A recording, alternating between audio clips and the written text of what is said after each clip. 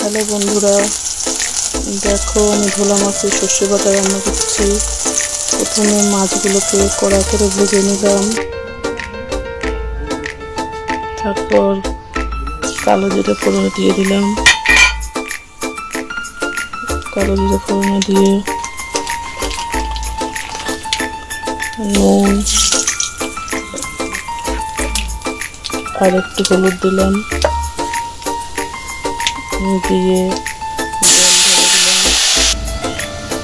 এবার ঝোল ফুটে আসলে একে একে মাছগুলোকে দিয়ে দিলাম।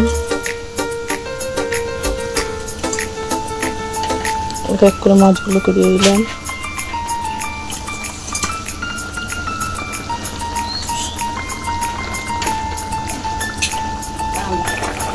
মাছ দেওয়ার পরে একটু ঝোলটা ফুটে গেলে তারপরে সর্ষে বাটা দিয়ে দিলাম।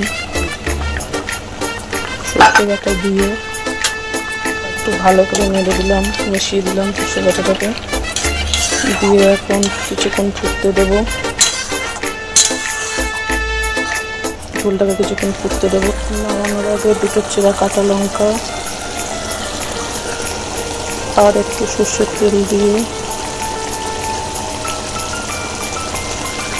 হয়ে গেল রেডি